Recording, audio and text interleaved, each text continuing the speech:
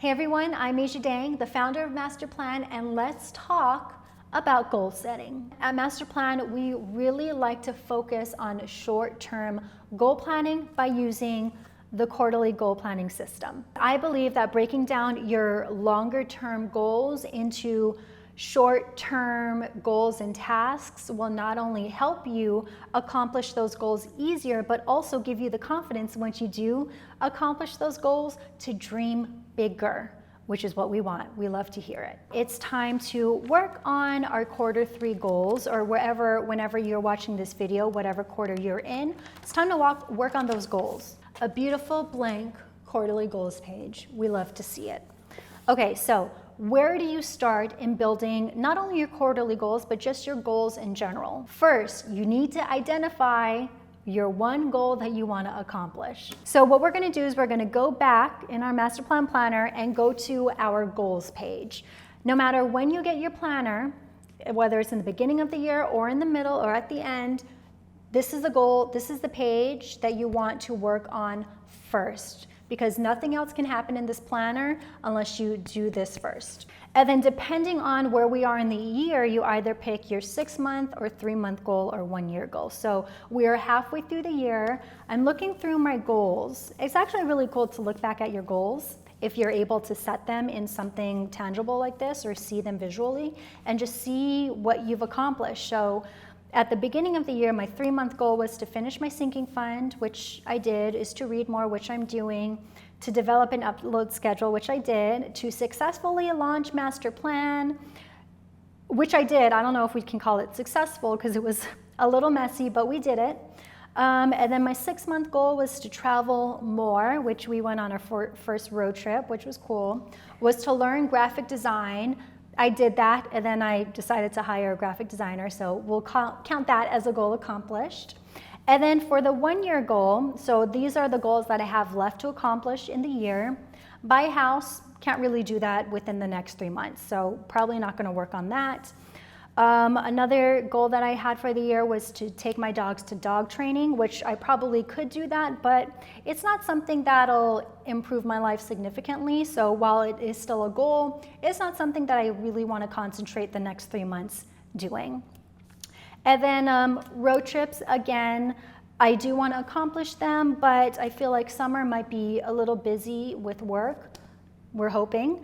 So that might just have to be put on the back burner, which means that my goal that I'm going to concentrate on for the next 3 months, and honestly, now looking at what I'm going to try to accomplish, the next 6 months is going to be building a budget program. So what you're going to do is just again, look over your goals and pick one that really stands out to you and that you want to achieve and concentrate on for the next 3 months. It's really important that your quarterly goals be a part of kind of your bigger picture. If you haven't set goals at the beginning of the year or just before watching this video, pause where you are, take a breath, you're getting ahead of yourself, and I want you to seriously take the next couple hours or even the next week or the next day to really think about what your long-term goals are, because we can't successfully have a quarterly goals if we don't know what our long-term goals are. Again, because we're going to try and take that bigger picture and break it down into more tangible goals and tasks in order to achieve that. Okay, so pause the video, come back to it. We're still going to be here, and set your long-term goals. Figure out what you really want. Okay? Your goals can be any area in your life that you want to progress in. So it can be personal, professional, financial, physical even, emotional, spiritual, whatever. This is your life, your dreams, no judgment here. Just go on and dream big. Now, if you're stuck on picking a goal, which is awesome, that's a great problem to have because that means you're really trying to progress in certain aspects of your life, we're going to use the SMART system. So to use the goal that I want to accomplish as an example, to build a budget program. It's something specific, yes. Building a budget program is very specific. Measurable, is it measurable? Yes, once I go live with it, that means I'm done and I'm able to set very clear kind of like action steps and milestones over the next 3 months in order to make sure that I accomplish that. So yes, it is measurable. Is it attainable? Yes. It is very attainable. Is it relevant? So why is this relevant to my larger goals? Well, I want to build the budget program to coincide with a budget planner that I'm planning to launch. And also it's just a really great way to help people who always ask the same questions just have one place to go to hopefully get all their questions answered. So yes, I do believe that it is relevant. And is it time bound? Is there a specific time that you need to get this done? Yes. Even though it's a quarterly goals for the next 3 months, I think realistically I'll be able to accomplish this goal in 6 months. So I'll probably concentrate on this goal for quarter 3 and then quarter 4 until the end of the year. You can definitely work on multiple goals in one quarter.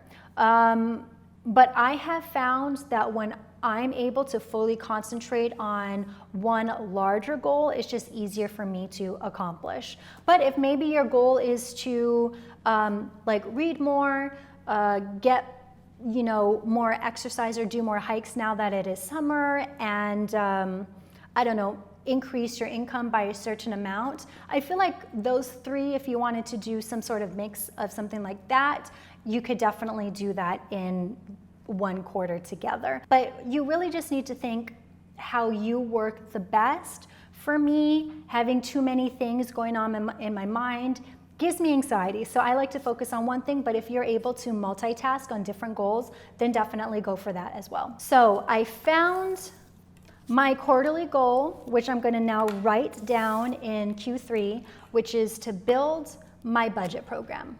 Okay, build budget program. Now we need to think of the why.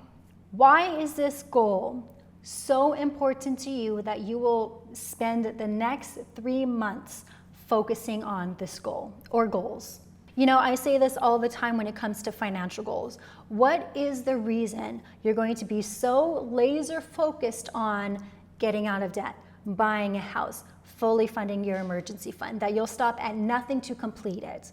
The same goes for other goals in your life. So definitely think of your why, because that'll help push you forward on days that you want to give up. Because with anything in life, anything that's hard or time consuming, we're going to want to give up. So knowing your why will just help push you forward. So for me, my why is I want to continue to help people become financially secure. I know that budgeting can be scary and not everyone is ready to do it at a certain point. So having a budgeting program where people can not only have access to everything that I've learned on my financial journey, but also pause it when things are getting overwhelming and then get back to it, I think will be very helpful for a lot of people. It's just basically kind of, because my YouTube videos are all over the place, it's a one-stop shop for people to get the help that they need. So now that you have chosen your goal and that you have figured out what your why is, it's time to build your quarterly goals. Woo, we're here. And the way we do this is by breaking your quarterly goals into more manageable action steps and milestones. A milestone is a gauge of significant progress of your goals, and action steps are the steps that you need to take to accomplish those milestones or achieve those milestones. So let's take something like a fitness goal, for example. Maybe a milestone for you would be to run 20 minutes nonstop, okay? Which is a great milestone. I don't even think I can do that anymore. So what are some action steps that you can take to achieve that milestone? One, maybe you need to buy new running shoes or new running workout apparel. That always gets us in the mood. Maybe you want to join a running club. They have a lot of those here in LA. I know that. So maybe around your area they have those as well.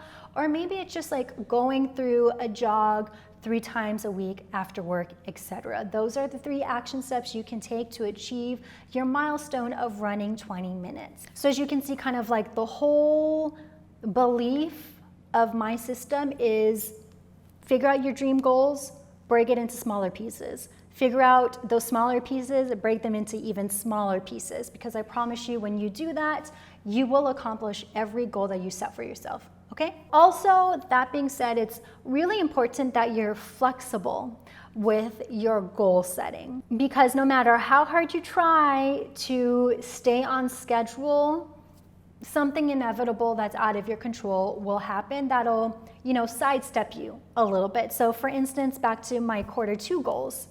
I'm basically an entire month too late on this goal, but they're still gonna get done. I'm still basically already done for the most part on these things.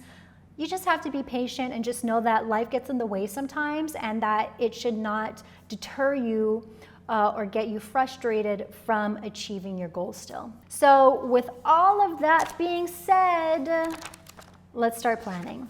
I'm gonna do this a little bit backwards, and sometimes I do it this way, sometimes I build my action steps first. It really kind of just depends on how I feel, but for now, I'm actually gonna figure out my milestones first and then work backwards. So I think a good milestone for my goal of building a budget program would be one, to finish the first draft, so that'll be a milestone. And then I guess launch would be the next milestone, right? Okay, so let's work on our first milestone. What do we need to do to get that first draft? So the first step to achieving a first draft would be to take online courses, to take not necessarily a budget class, but really any online class. And I think this is a good first step for a couple reasons. One, you gotta see what's out there, what other programs that are out there, maybe if you have, or if I have competition, which I'm sure I do, just to make sure that our programs aren't so similar that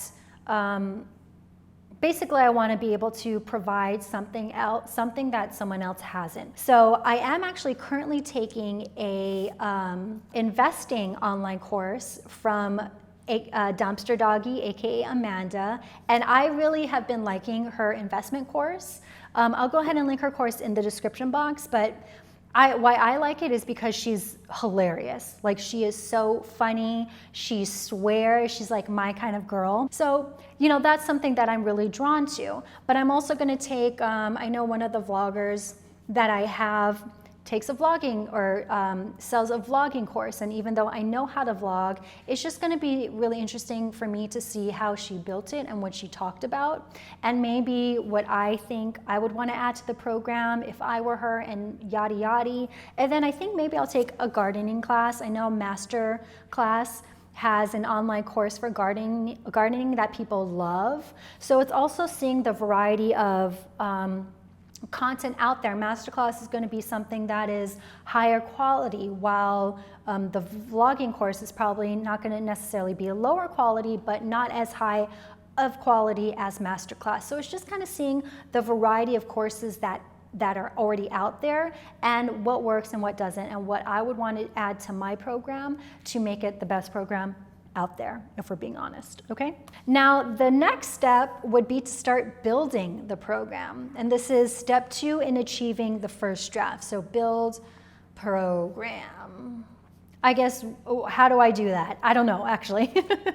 So I'm kind of just gonna start doodling.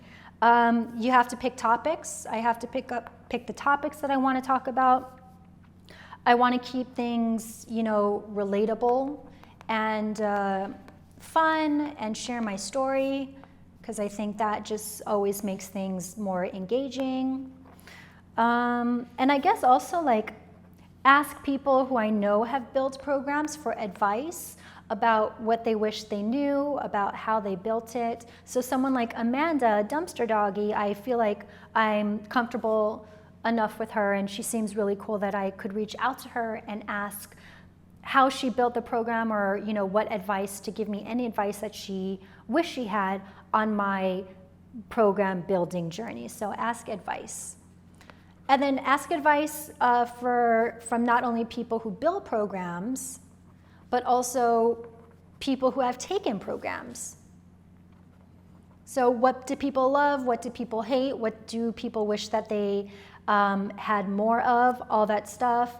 And then also, I do want to make it interactive in some way. I don't know what that looks like, but we'll put that there. And then hopefully by then we have achieved our first milestone of a first draft.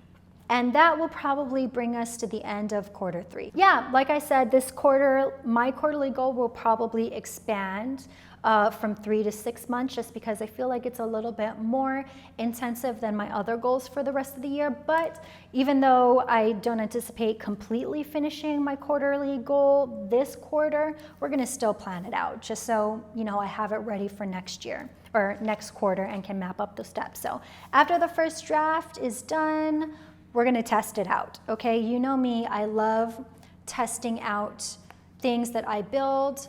I tested out the academic planner, which is launching in July with, I think, like 10 different people. And that's why I feel pretty confident that the academic planner I built can be used for a wide variety of people in not only school, but also teachers as well. And I also used feedback from people who had the first generation of undated and dated planners to give me any suggestions before restocking to improve them. So I am full force into getting honest feedback from people, so I feel like I can do that, and I think I have a good community of people that follow Master Plan who would love to be a part of testing out the program.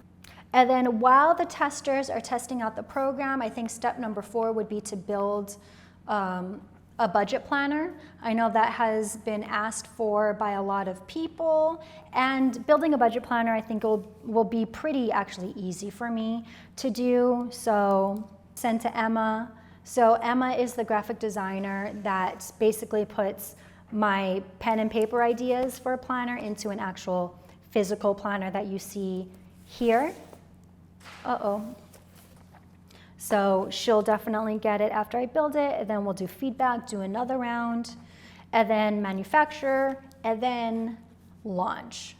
Then we'll find a platform to put our program on, and then we'll promote it, which will have a whole bunch of stuff like share on social, put on website, photos for website, all that stuff. And then now we come to the final milestone of launching, which I think ideally would maybe be December or January 2022. So there we did it. We've built our quarterly goals page. Me for quarter 3, but you, depending on when you watch this video, maybe another quarter, but whew. And that is how you build your quarterly goals. I know it might seem like a lot to do 4 times a year, but I promise you, just being able to break down your larger goals into more achievable, smaller quarterly goals will help you. I promise you, it'll help you achieve any goal that you set for yourself. If you would love to see more videos of how to budget or how to successfully use your Master Plan planner, there's more videos on our website, masterplan.co, which you're on right now, as well as smaller short videos on our Instagram at masterplan.co. Thank you so much for watching, and good luck on all of your goal setting journeys.